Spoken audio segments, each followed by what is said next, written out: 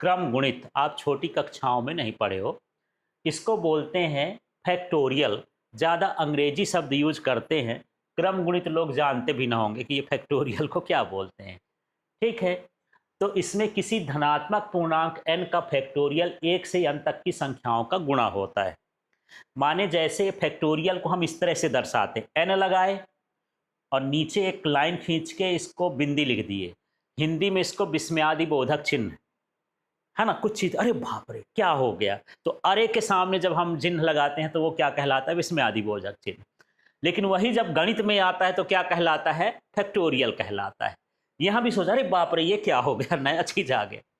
इसका मतलब ये है कि ये क्रम से घटता जाता है। जैसे n है, n-1 होगा, n-2 होगा, n-3 होगा, घटते घटते इतना घटेगा जब तक कि अंतिम का अंक कितना ना हो जाए, 1 ना हो जाए। जैसे मान लो मैं 5 का फैक्टोरियल लिख दिया तो यहाँ पर लिखूंगा 5, फिर गुणे में 4, गुणे में 3, गुणे में 2, गुणे में 1, ये 4 फैक्टोरियल का विस्तार कहला गया। तो हम क्या देख रहे हैं कि ये n से हम चालू करते हैं तो कहाँ तक ले जाते हैं, 1 तक, और उनका हम क्या करते हैं, गुणा करते हैं, तो वो क्या कहलाता है, फैक्टोरियल। समझ में आ गया। तो ये सिर्फ धनात्मक पूर्णांक के लिए होता है। किसके लिए होता है, धनात्मक पूर्णांक के लिए। तो चलिए यहाँ पर कुछ उदाहरण इसके फैक्टोरियल के समझते हैं, है ना। तो देख लीजिए, ये सूत्र है, ये 1 फैक्टोरियल मतलब 1 है, 1 से नीचे नहीं जाना है। बोलोगे सर 1 के आगे 0, -1, -2, -3 भी होता है, लेकिन अंतिम क्या है, 1। 1 फैक्टोरियल का मतलब कितना हुआ, 1। अब 2 फैक्टोरियल का मतलब है 2 लिखो, फिर 2 से 1 कम करो, क्या हो गया, 1। हमको 1 तक जाना है, इसका गुणा कर दो, 2 1 कम 2। ठीक है। अब देखो 3 फैक्टोरियल, तो 3 2 1, क्रम से घटाना है, लास्ट तक कहाँ तक जाना है, 1 तक। अब इनका गुणा कर दो, 3 दूनी 6, 6 1 कम 6, ये फैक्टोरियल का मान हो गया। सरल है कि नहीं है, बस पढ़ाया नहीं गया है इसलिए कठिन लग रहा था, अब सरल लगेगा। अब 4 फैक्टोरियल है तो बताओ, 4 गुणे 3 गुणे 2 गुणे 1, कहाँ तक जाना है, 1 तक। अब इनका 4 तिहाई 12, 12 दूनी 24, 24 और 1 25 नहीं कर देना, 24 1 कम 24 गुणा करना। ठीक है। और इसी तरह से 5 फैक्टोरियल का, 5 गुणे 4 गुणे 3 गुणे 2 गुणे 1, तो 5 चौको 20, है ना, 20 तिहाई 60, 60 दूनी 120, 120 1 कम 120, एक गुणा करो या ना करो तो वही आता है। इस तरह से ये फैक्टोरियल का मान होता है। तो यदि मैं यहाँ पर 7 फैक्टोरियल लिख दिया तो बताओ क्या क्या लिखूंगा, बोलो तो 7, फिर क्या लिखूंगा, गुणे में 6, फिर क्या लिखूंगा 5, फिर क्या लिखूंगा 4, फिर क्या लिखूंगा 3, फिर क्या लिखूंगा 2, फिर क्या लिखूंगा 1। बस अब इन सब का गुणा कर दो, ये 7 फैक्टोरियल का मान हो जाएगा। ठीक है। लेकिन एक सूत्र और है, यदि n फैक्टोरियल है तो n गुणे n-1 का फैक्टोरियल भी लिख सकते हैं। जैसे देखो, यदि मेरे पास 5 फैक्टोरियल है, क्या लिखा है, 5 फैक्टोरियल, तो मैं लिखा 5 गुणे 4 के आगे मैं नहीं बढ़ाना चाहता सर कि 4 गुणे 3 भी लिखूं, 2 भी लिखूं, 1, मैं 4 तक फिर नहीं बढ़ाना चाहते तो 4 में क्या लगाओ, फैक्टोरियल। इससे भी निकाल सकते हो, जैसे 5 लिखा गुणे 4 फैक्टोरियल का मान देखो, 4 फैक्टोरियल का मान कितना है, 24, तो उसके जगह 24 लिख दो, तब भी कितना आ जाएगा, इसका मान 120 ही आया। 120 आया तो 5 फैक्टोरियल का मान। समझ में आ गया।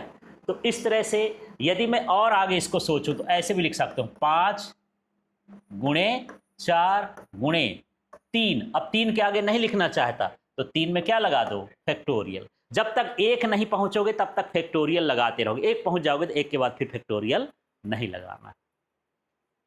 जान गए। इस तरह से एक रूल ये भी होता है। तो अब जैसे 6 फैक्टोरियल निकालना है तो 6 गुणे क्या लिख सकते हो, 5 फैक्टोरियल। 5 फैक्टोरियल का मान मुझे पता है कितना है, 120, तो उसकी जगह 120 लिखो, ये 720 आएगा यार। अब कहेगा इतना सारा गुणा करें, अब बड़ी संख्या आएगी तो इनका तो ठीक है, 5 चौको 20, 20 तिहाई 60, 60 दूनी 120 और 120। अब इसका करना 7×42, अब 42 गुणे 5 क्या होता है, पीछे के लिखोगे। इससे अच्छा आपको पता चल गया कि 7 फैक्टोरियल को मैं लिख सकता हूं 7 गुणे 6 फैक्टोरियल। अब ये 7 है गुणे 6 फैक्टोरियल का मान 720 है। एक ठन गुणा करना पड़ेगा, 7 इसका गुणा कर दो आ जाएगा। तब के लिए जब बड़ी संख्या हो तो ऐसा सूत्र लगा सकते, निकाल सकते हो। ठीक, जान गए। अब यहां पर फैक्टोरियल का वास्तव में मतलब क्या होता है? फैक्टोरियल का मतलब होता है व्यवस्थित करना, कितने क्रम से हम व्यवस्थित कर सकते हैं, वो उसका क्या होता है फैक्टोरियल। जैसे एक है, मैं हूं तो मुझे एक ही जैसे व्यवस्थित कर सकते हो, लेकिन 2 फैक्टोरियल है तो इसको लिख सकते हो 2 गुणे 1, या क्या लिख सकते हो 1 गुणे 2। कितनी तरह से लिख सकते हो? 2 तरह से। अब ये 3 फैक्टोरियल है तो इसको क्या लिख सकते हो? 3 के साथ 3 गुणे 2 गुणे 1, या 3 गुणे 1 गुणे 2 लिख सकते हो। फिर 2 के साथ लिखोगे तो 2 गुणे 1 गुणे 3, या 2 गुणे 3 गुणे 1, 2 तरह से जमा सकते हो। इसी तरह 1 के साथ भी 2 तरह से जमा सकते हो। तो कुल मिला के कितनी तरह से जमा सकते हो? 6 तरह से, है ना। तो इसका फैक्टोरियल कितना होता है? 6 होता है। इसके इतने क्रम हो सकते हैं, ऐसा क्रम गुणित का मतलब इतने क्रम से प्राप्त कर सकते हैं। जैसे 4 फैक्टोरियल को हम इसको ये 4 गुणे 3 गुणे 2 गुणे 1 को हम 24 तरह से लिख सकते हैं। एक बार लिखूंगा 1 गुणे 2 गुणे, जैसे 4 गुणे 3 गुणे 2 गुणे 1, फिर लिख सकता हूं 3 को इधर कर दो, 2 को इधर कर दो तो 4 गुणे 2 गुणे 3 गुणे 1, फिर 1 को इधर कर दो तो 4 गुणे 1 गुणे 2 गुणे 3 लिख दो, है ना। फिर मान लो यहां पर 3, ये 1 2 में पलटी कर दो। तो इस तरह से आप एक ही चीज को 6 तरह से लिख सकते हो, है ना। 4 के 6 बन जाएंगे, 3 के 6 बन जाएंगे, 2 के भी 6 बन जाएंगे, 1 के भी 6 तरह से लिख सकते हो इनका गुणा। तो कुल मिला के कितनी तरह से लिख सकते हैं? 24 तरह से, है ना। इसलिए इसका फैक्टोरियल भी क्या होता है? 24। तो ये गुणे भर नहीं है। आपको तो गुणा सरल लगा, हाँ ऐसे करना है, पर इसका मतलब ये है कि इतने तरह से इसका क्रम हम लिख सकते हैं। जैसे आप 4 लोग बैठे हो तो हम आपको 24 तरीके से, 4 का कितना आया है? 24 तरीके से बैठा सकता हूं। ये बैठे हैं, वो इधर आ जाए तो पहले तो एक क्रम यही होगा, ये लड़की इधर आ गई, ये उधर चली गई, दूसरा क्रम हो गया। फिर तीसरा हो गया कि ये इधर आ गई, वो उधर चली गई, ये तीसरा क्रम हो गया। फिर ये उधर चली गई, इसमें आपस में बदला, ये चौथा क्रम हो गया। या फिर इनमें बदल गया तो वो 5वां क्रम हो गया। ये किनारे चले गए तो 6वां क्रम हो गया। इस तरह से क्या होता है? क्रम होता है। तो इस तरह से मैं कितनी तरह से आपको बैठा सकता हूँ? 24 तरह से। इसका मतलब ये फैक्टोरियल, ठीक है। तो फैक्टोरियल का मतलब गुणे भर नहीं समझना है, गुणा तो आप पहले से भी करते हो।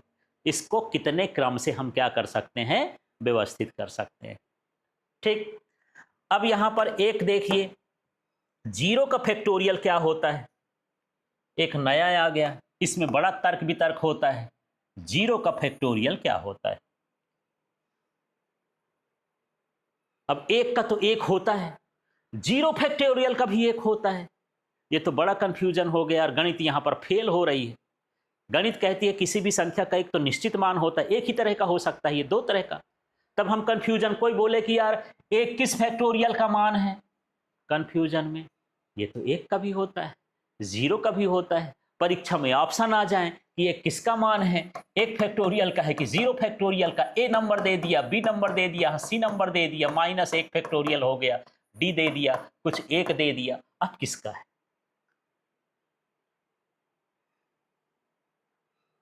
अब यहां पर ए भी है, आंसर क्या है? बी भी है। फर्स्ट चॉइस ए देना है ना। 0 फैक्टोरियल का मतलब यह है कि 0 को भी एक व्यवस्थित क्रम में लिख सकते हो। अकेला है कोई भी तो उसको क्रम मिलेगा ना, भले 0 है, एक उसको हम क्रम दे सकते, भैया तुम यहां पर रहोगे तो एक क्रम तो उसको भी दे सकता है। क्योंकि यहां पर हम फैक्टोरियल का मतलब यह समझ रहे हैं कि फैक्टोरियल क्या है? एक जमाने की व्यवस्था है, क्रम रखने की क्या है? व्यवस्था है। तो 0 को भी एक क्रम मिल जाएगा, है ना।